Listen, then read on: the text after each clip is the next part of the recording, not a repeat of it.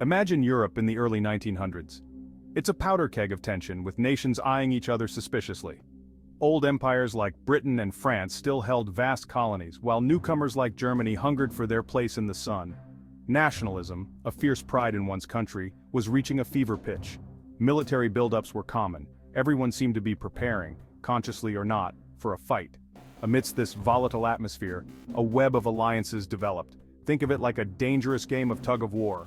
Germany and Austria-Hungary were tightly bound, France, fearing German aggression, allied with Russia, and Great Britain, wary of any power dominating Europe, pledged to defend Belgium and France. These agreements, meant to deter conflict, ironically made it almost inevitable. The stage was set for disaster. All that was needed was a spark. That spark came on a sunny June day in Sarajevo, Bosnia. Archduke Franz Ferdinand, heir to the Austro-Hungarian throne, was visiting the city with his wife, Sophie. Nationalist tensions were high in Bosnia, which was under Austro-Hungarian rule. A Serbian nationalist group, the Black Hand, saw Ferdinand as a symbol of oppression. As the Archduke's motorcade made its way through the crowded streets, a young Black Hand member named Gavrilo Princip seized his chance. He fired 2 shots, mortally wounding Ferdinand and Sophie. The assassination sent shockwaves through Europe. Austria-Hungary, outraged, blamed Serbia and issued an ultimatum demanding impossible concessions. The world held its breath. Would Serbia comply, or would Europe be plunged into war? Serbia, backed by Russia, refused to fully comply with Austria-Hungary's ultimatum. The intricate web of alliances meant to prevent war now guaranteed it. Austria-Hungary declared war on Serbia. Russia, honoring its treaty obligation, mobilized its army in support of Serbia. Germany, bound by its pact with Austria-Hungary, declared war on Russia. Within days, the dominoes continued to fall. Germany, fearing a 2-front war, enacted the Schlieffen Plan, a risky military strategy that involved a rapid invasion of France through neutral Belgium. This, in turn, brought Great Britain into the war, as it was obligated to defend Belgian neutrality. By August 4, 1914, just 1 month after the assassination in Sarajevo, Europe was fully engulfed in war. The world watched in disbelief as the continent descended into chaos. Few could have imagined the scale of the conflict to come, or the horrors it would unleash.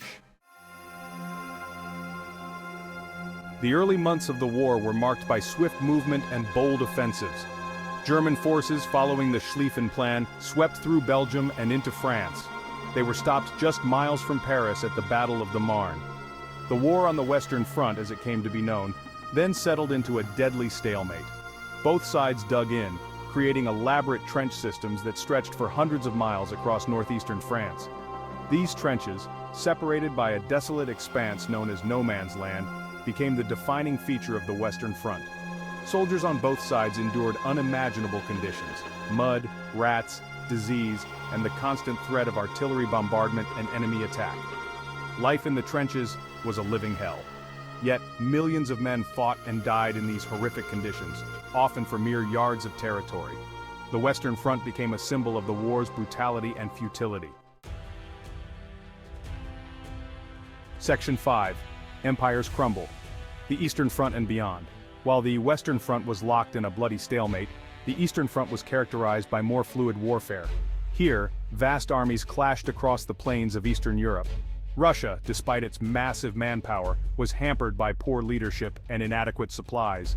Germany and its allies, Austria-Hungary and the Ottoman Empire, inflicted heavy casualties on the Russian army. The Eastern Front also saw the collapse of empires. The Ottoman Empire, already weakened, crumbled under the pressure of war. The Austro-Hungarian Empire, a patchwork of different nationalities, was torn apart by internal strife. The war was not confined to Europe. Battles raged in Africa, the Middle East, and Asia. Colonial troops from across the globe were drawn into the conflict, highlighting its truly global nature. The war, once envisioned as a quick and decisive affair, was becoming a protracted and bloody struggle with no end in sight. Section 6. Machines of War Technology's Impact on the Battlefield. World War I witnessed an unprecedented escalation in military technology. Machine guns capable of firing hundreds of rounds per minute turned battlefields into killing fields. Artillery, more accurate and powerful than ever before, could rain down explosive shells on enemy positions miles away. Poison gas, a terrifying new weapon, was first used on a large scale during the war. Chlorine gas, mustard gas, and other chemical agents caused excruciating burns, blindness, and agonizing deaths. Tanks, armored vehicles designed to break the stalemate of trench warfare, made their first appearance on the battlefield. Airplanes, initially used for reconnaissance, were soon equipped with machine guns and bombs, ushering in a new era of aerial combat. These technological advancements, while intended to achieve victory, only served to increase the war's death toll and intensify its horrors. The conflict was becoming a grim testament to humanity's capacity for destruction. Section 7. The World at War: Global Consequences and Social Upheaval. As the war dragged on, its effects were felt far beyond the battlefields of Europe. The economies of the warring nations were strained to their breaking points. Governments imposed rationing, conscription, and censorship as they mobilized their populations for total war. The war also had a profound impact on social structures. With millions of men away fighting, women took on new roles in factories, farms, and hospitals. The traditional social order was challenged as women demonstrated their capability and resilience. The war also exacerbated existing social tensions. Nationalist movements gained momentum in colonized regions, fueled by the war's rhetoric of self-determination. The world was changing, and the old order was crumbling. The war, once envisioned as a means of preserving the status quo, was inadvertently accelerating its demise. Section 8. America enters the fray, shifting tides and new hope. For the first 3 years, the United States remained neutral, providing support to the Allied powers. Events like the sinking of the Lusitania by a German U-boat and the Zimmermann telegram proposing an alliance with Mexico pushed America closer to war. In April 1917, the United States declared war on Germany. America's entry provided a boost to the Allied war effort. American soldiers, known as doughboys, began arriving in 1918. The tide of the war turned in favor of the Allies. Germany, facing a renewed Allied offensive, was on the verge of collapse. Section 9. The collapse, revolution, and exhaustion gripped the powers. By the fall of 1918, Germany was teetering on the brink. The German people, exhausted by years of war and suffering from food shortages, were losing faith in their government. Mutinies broke out in the German Navy, and civilian unrest spread throughout the country. Meanwhile, on the Eastern Front, Russia had already succumbed to revolution in 1917. The Bolsheviks, led by Vladimir Lenin, overthrew the Tsarist regime and established a communist government. Russia withdrew from the war, signing the Treaty of Brest-Litovsk with Germany, which ceded vast territories to the Central Powers. Germany's allies, Austria-Hungary and the Ottoman Empire, were also on the verge of collapse. The Austro-Hungarian Empire, torn apart by nationalist tensions, disintegrated into its constituent parts. The Ottoman Empire, defeated on multiple fronts, was forced to sue for peace. Section 10. A flawed peace. The Treaty of Versailles and its legacy. With its allies defeated and its own people demanding an end to the fighting, Germany signed an armistice with the Allied powers on November 11, 1918. The guns fell silent on the 11th hour of the 11th day of the 11th month. The war was over. In 1919, the victorious Allied powers met in Paris to negotiate a peace treaty. The Treaty of Versailles, signed with Germany, was harsh and punitive.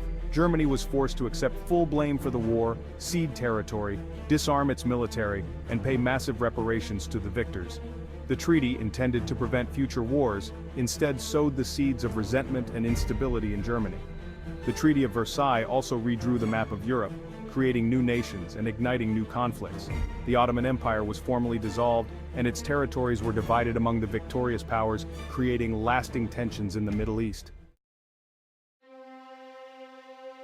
Section 11. Echoes of the Great War, shaping the 20th century and beyond. World War I was a watershed moment in human history. It was one of the deadliest conflicts, claiming 15 to 22 million lives. The war shattered empires, redrew boundaries, and ushered in global instability. It profoundly impacted the 20th century. It led to the rise of totalitarian regimes in Germany, Italy, and Russia. It accelerated the decline of European dominance and the rise of the United States. It left a legacy of trauma and disillusionment. World War I, the war to end all wars, failed to live up to its name. It sowed seeds for future conflicts and left an indelible mark. Its echoes remind us of the devastating costs of war and the importance of peace.